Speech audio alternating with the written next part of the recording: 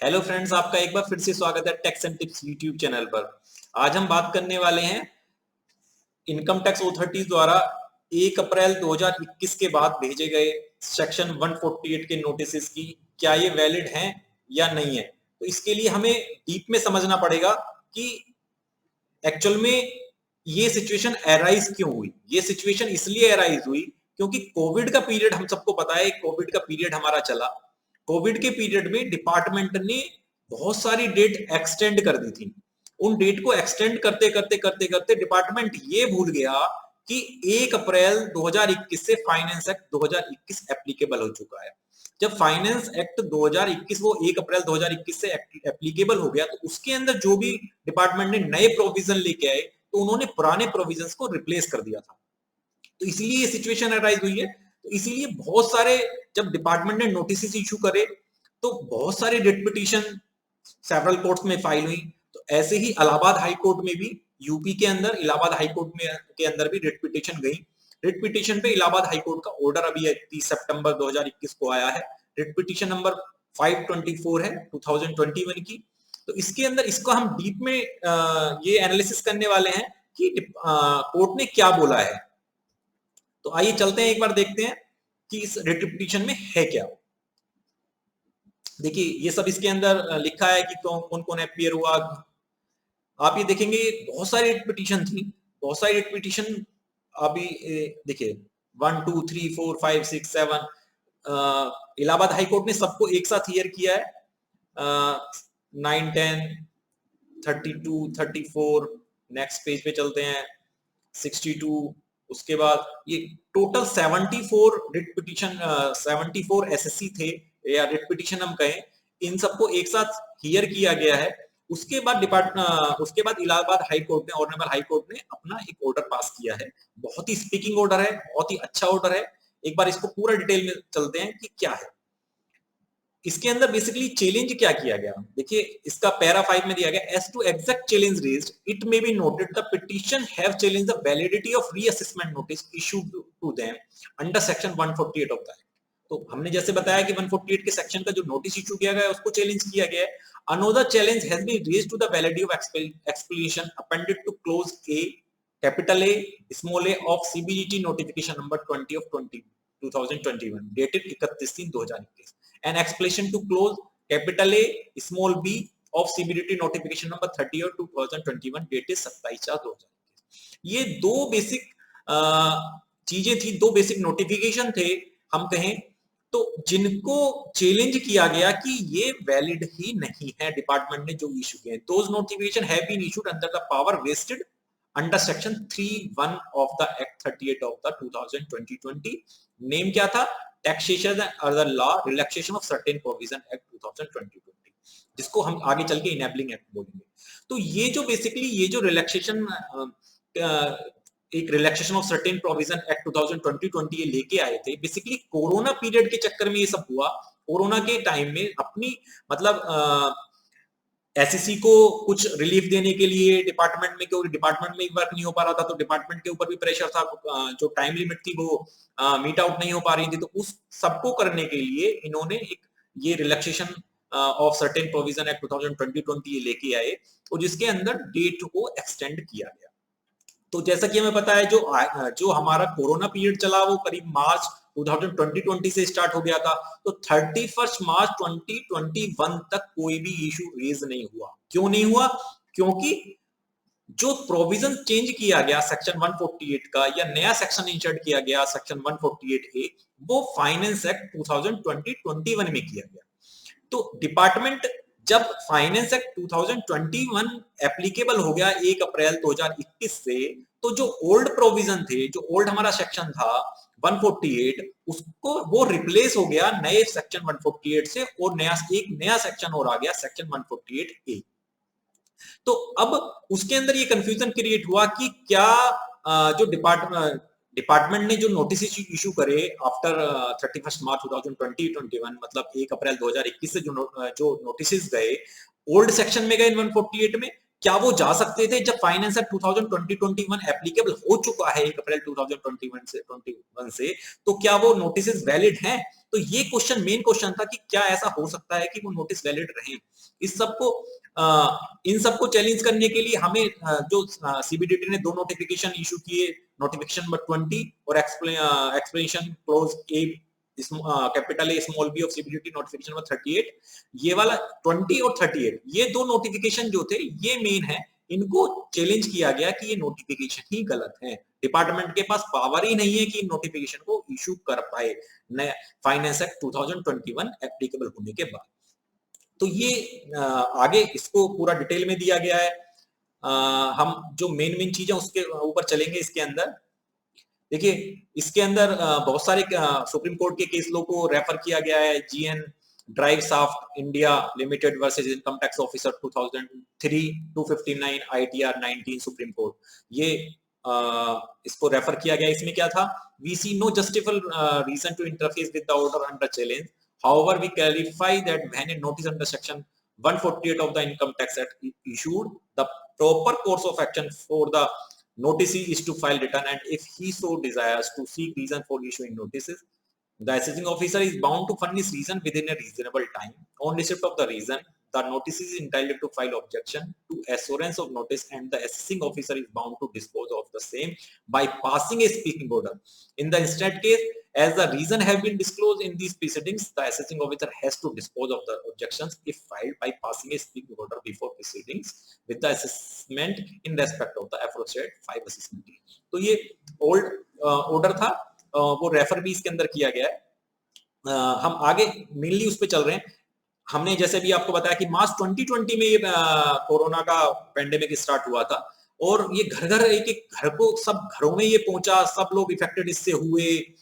तो ये मेनली अब इसमें रेफर किए गए हैं कौन कौन से जो taxation relaxation of certain provision जो हमने बात करी टैक्सेशन एंड अदर लॉ के अंदर, ऑर्डिनेंस लेके आए, सबसे पहले ऑर्डिनेंस रेफर किया है इसके अंदर। उसके बाद ये ऑर्डिनेंस को अप्रूवल मिला, उसके बाद ये मतलब ये एक्ट के अंदर कन्वर्ट हुआ ये ऑर्डिनेंस। तो ये सब इसके अंदर दिया गया है इस ऑर्डर के अंदर, ऑनरेबल हाई कोर्ट इलाहाबाद ने जो दिया है।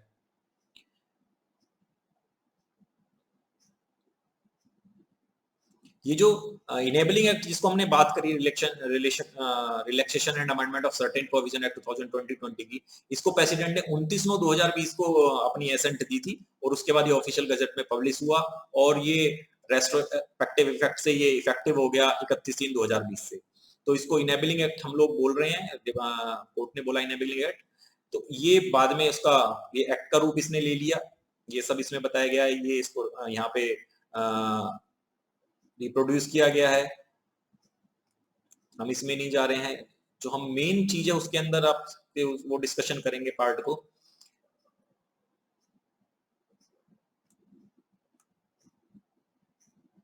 देखिए 29/10/2020 को इसमें एक नोटिफिकेशन इशू करा डिपार्टमेंट ने, 88/2020 was issued by the central government for the purpose of extension of time limit, है ना। तो ये अभी इससे पहले की कहानी चल रही है, 31/3/2021 से पहले की कहानी चल रही है। हमने कहा कोरोना 2020 मार्च 2020 में आ गया इंडिया के अंदर। जब मार्च 2020 के अंदर आ गया तो ये सर्टेन मतलब कुछ नोटिफिकेशन डिपार्टमेंट ने इशू कर दिए टाइम एक्सटेंड करने के लिए, करते रहे वो टाइम, उसमें कोई भी इशू नहीं है, कोई किसी को ऑब्जेक्शन नहीं है। ऑब्जेक्शन कब स्टार्ट होगा? ऑब्जेक्शन स्टार्ट होगा 31 मार्च के बाद, 31 मार्च 2021 के बाद वाले में। तो उसके बाद 31/12/2020 में एक नोटिफिकेशन इशू किया, उसके बाद फिर डिपार्टमेंट ने टाइम एक्सटेंड करते रहे, फिर 27/2/2021 को एक नोटिफिकेशन इशू किया।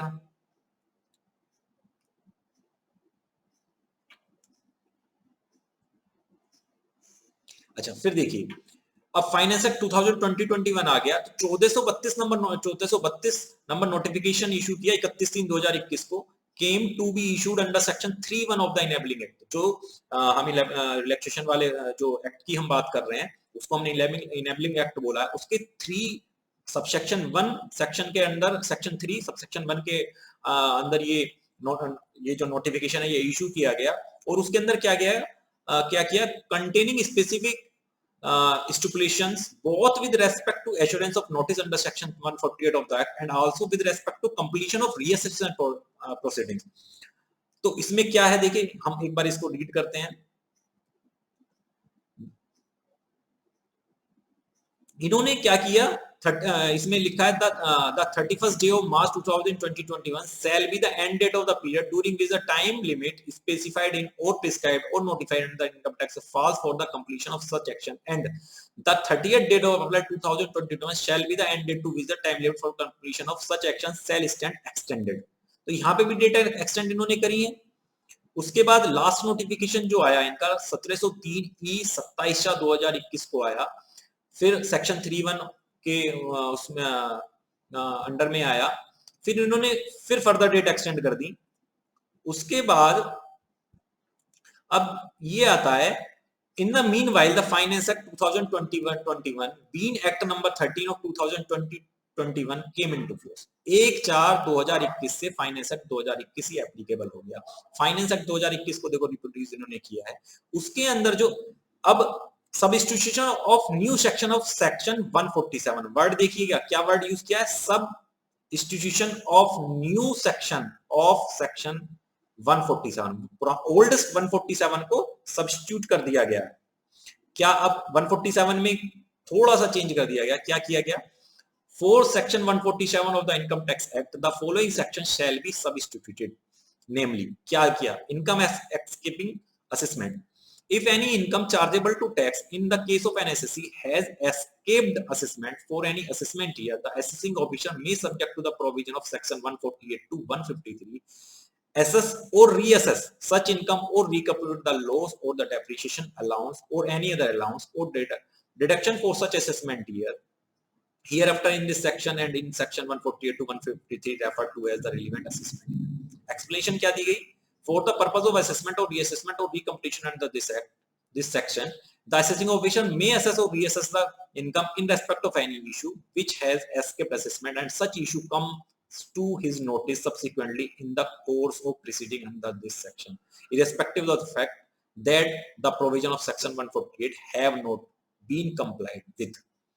अब देखिए क्या चेंज आया 147 में।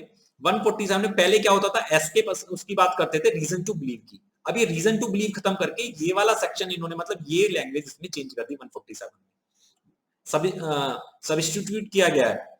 अब उसके बाद नया section substitution of new section for section 148, for section 148 को भी रिप्लेस किया गया एक तरीके से। 148 में भी क्या बोला गया, issue of notice where notice where income has escaped assessment before making the assessment reassessment or recomputation under section 147 and subject to the provision of section, subject to the, देखिए ध्यान से देख सुनिएगा, subject to the provision of section 148A, मतलब 148 का जो notice जाएगा वो subject to the provision of section 148 होगा। The assessing officer shall serve on the assessee A notice along with a copy of order passed if required under close D of section 148A।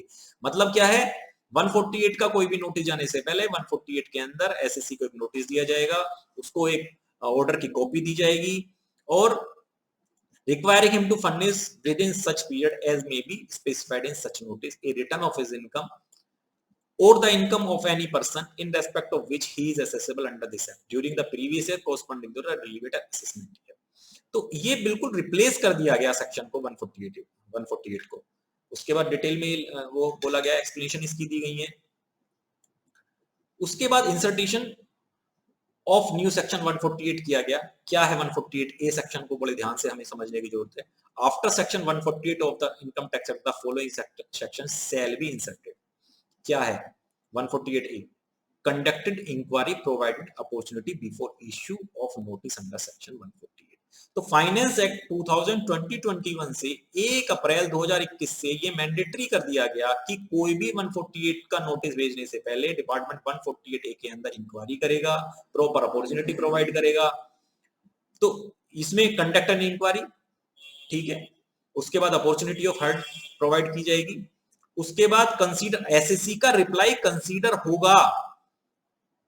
SSC का reply consider होने के बाद जो भी material available on record होगा उसके basis पे आपको एक स्पीकिंग ऑर्डर पास करना है और स्पीकिंग ऑर्डर में भी टाइमलाइन दे दी गई है। देखिए, decide on the basis of material level on record including reply off the assessee whether or not it is a fit case to issue a notice under section 148 by passing an order with the prior approval of specified authority within 1 month from the end of the when in which the reply referred to in clause C is received by him।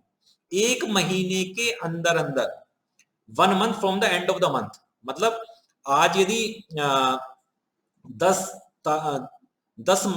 अप्रैल को कोई reply आपको मिल गया है तो उस month से मतलब अप्रैल के बाद मई, मतलब अप्रैल जिस मंथ में रिप्लाई मिला उससे 1 महीने बाद, 1 month from the end of the month in which the reply referred to in clause C is received by him। मतलब जिस मंथ में प्रोसीडिंग्स चल रही हैं उसके नेक्स्ट मंथ जिसमें भी आपको रिप्लाई मिल गया है एसएससी का, उसके नेक्स्ट मंथ तक आपको एक ऑर्डर पास करना है, स्पीकिंग ऑर्डर पास करना है, और where no such reply is furnished within 1 month from the end of the month in which time or extended time allowed to furnish a reply as per clause।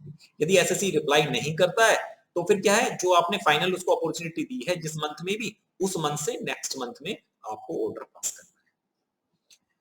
तो ये mandatory condition जब ये बना दी तो इसीलिए ये अब इशू क्रिएट हुआ कि क्या 1 अप्रैल 2004 के बाद जो भी 148 के नोटिस दिए गए हैं क्या वो वैलिड हैं या नहीं है। तो अब देखते हैं, आगे चलते हैं एक बार इसमें, ये सब अब हम इसके उस पे पहुंचते हैं जो अब ऑनरेबल इलाहाबाद हाई कोर्ट ने जो अपनी फाइंडिंग दी है। अब वहीं पे चलते हैं डायरेक्ट कि वहीं से हमें क्लियर हो जाएगा कि क्या क्या उन्होंने बोला है।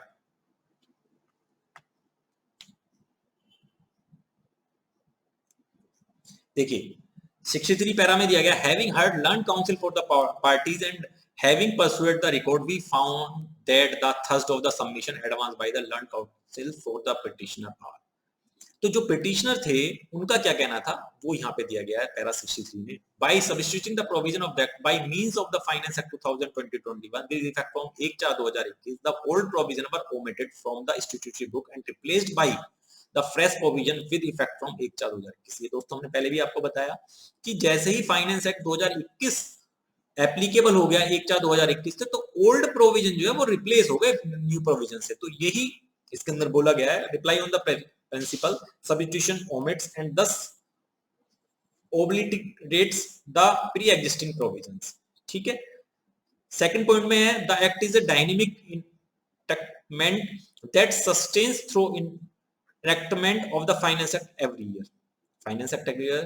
Therefore, on the 1st April every year, it is the Act as amended by the Finance Act for that year which is applied. In the present case, it is the Act as amended by the Finance Act 2020-21 that confronted to enabling Act as was pre-existing. In absence of any legislative intent expressed either under the Finance Act 2021 or under the enabling Act to preserve any part of the pre-existing act plainly reference to provision of section 147 and 148 of the act and the word assessment and the reassessment appearing in the notification issued under enabling act may be read to be indicating only at proceedings already commenced prior to 1/4/2021।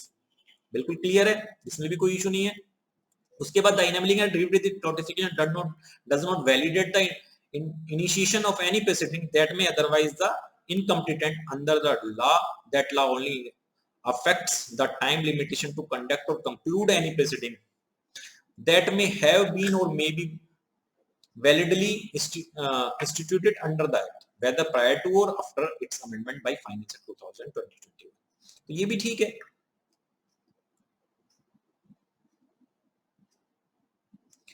ऐसे ही fourth point में बोला गया है the delegation made could be exercised within the four corners of the principal legislations and not to overreach it. ये वो किया गया है इसके अंदर। फिफ्थ पॉइंट में क्या बोला गया है कि पार्लियामेंट ने जब फाइनेंस एक्ट 2020-21 लेके आए थे तो पार्लियामेंट को भी सारी सिचुएशंस का पता था कि कंट्री के अंदर कोरोना का पेंडेमिक चल रहा है, जो नया सेक्शन लेके आए हैं उसके बारे में पता था। तो कहीं पे भी यदि उनको इनकम टैक्स अथॉरिटीज को पावर देनी थी तो वो वहीं पे भी फाइनेंस एक्ट 2020-21 में दे सकते थे कि वो फर्दर पुराने एक्ट को भी आगे वो कंटिन्यू कर सकते हैं। तो ऐसा तो कुछ पावर उन्होंने दी नहीं जबकि उनको सारी सिचुएशन का पता था कंट्री के अंदर। तो यही इसके अंदर 5th पॉइंट के अंदर बोला गया कि 148 जब ए इंसर्ट कर दिया गया तो फिर ओल्ड का तो कोई मतलब ही नहीं बनता। Last it has been asserted the non-obstance clause created under section 3(1) of Enabling Act must be in the context and for the purpose of or intent for which it is created।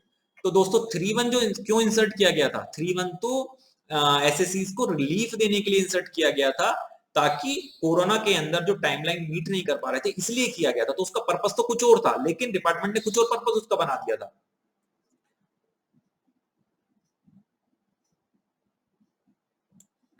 इसके बाद अब main उस पे चलते हैं कि department ने क्या बोला।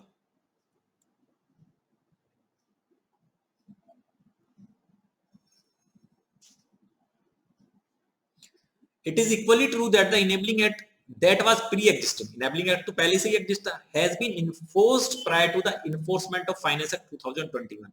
It confronted that act has amended by the Finance Act 2020-21 as it came into existence of 1/4/2021. In the Enabling Act and the Finance Act 2021, there is absence both of any express provision in itself or to delegate the function to save applicability of provision of section 147, 148, 149 or 151 of the Act as they existed up to 31/3/2021. Plainly, the Enabling Act is an enactment to extended timelines only. Consequently, it flows from the above 1/4/2021 onward. All references to issuance of notice contained in the Enabling Act must be read as reference to the stipulated provisions only. Equally, there is no difficulty in applying the pre-existing provisions to pending proceedings looked into no matter the law was harmonized. अब आगे बात होती है कि it may not be forgotten a reassessment proceedings is not just another proceeding both under the pre-existing law as also under the law enforced from 1/4/2021 that precedent must arise only upon jurisdiction being validly assumed by the assessing authority. Till such time jurisdiction is validly assumed by assessing authority, assumed evidenced by assurance of jurisdiction under section 148. तो ये सब बातें हुई। Main उस पे चलते हैं।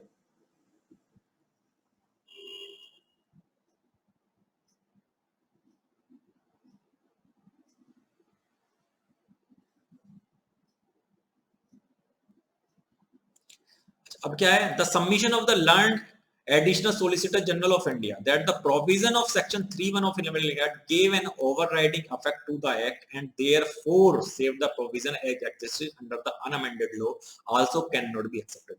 अब क्या बोल रहे हैं ऑनरेबल इलाहाबाद हाई कोर्ट की वर्ड है कि the submission of the learned additional solicitor general of India that the provision of section 3(1) of the Enabling Act gave an overriding effect to the act and therefore saved the provision as existed under the unamended law also could be accepted. That saving could arise only if jurisdiction had been validly assumed before the date 1/4/2021. In the first place, section 3(1) of the Enabling Act does not speak of saving any provision of law. It only speaks of saving or protecting certain proceedings from being hit by the rule of limitation. That provision also does not speak of saving any proceeding from any law that may be enacted by the parliament in future. For both reasons, the submission advanced by the learned solicitor general of India is unacceptable.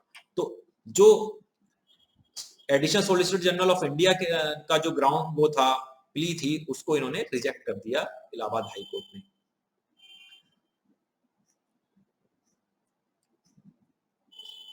उसके बाद बोला here it में also be clarified section 3(1) of the Enabling Act does not itself speak of reassessment proceedings or of section 147 or section 148 of that as it existed prior to 1/4/2021. It only provides a general election of limitation granted on account of general hardship existing upon the spread of pandemic COVID-19. After enforcement of the Finance Act 2020-21, it applies to the substituted provision and not the pre-existing provision.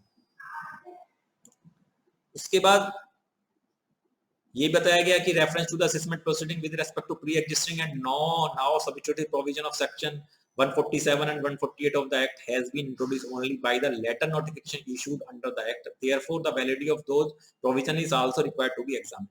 We have concluded as above that the provision of section 147, 148, 148A 8A, 149, 150, 151 substituted the old pre-existing provision of the act with effect from 1/4/2021. We have further concluded in absence of the any proceeding of reassessment having been initiated prior to the date 1/4/2021, it is the amended law alone that would apply. We do not see how the delegate central government or the CBDT could have issued the notification plainly to overreach the principal legislation unless those notification would remain invalid. तो इन notification को Allahabad high court ने invalid करार दे दिया। उसके बाद इन्होंने and में क्या बोला है एक बार वो देख लेते हैं।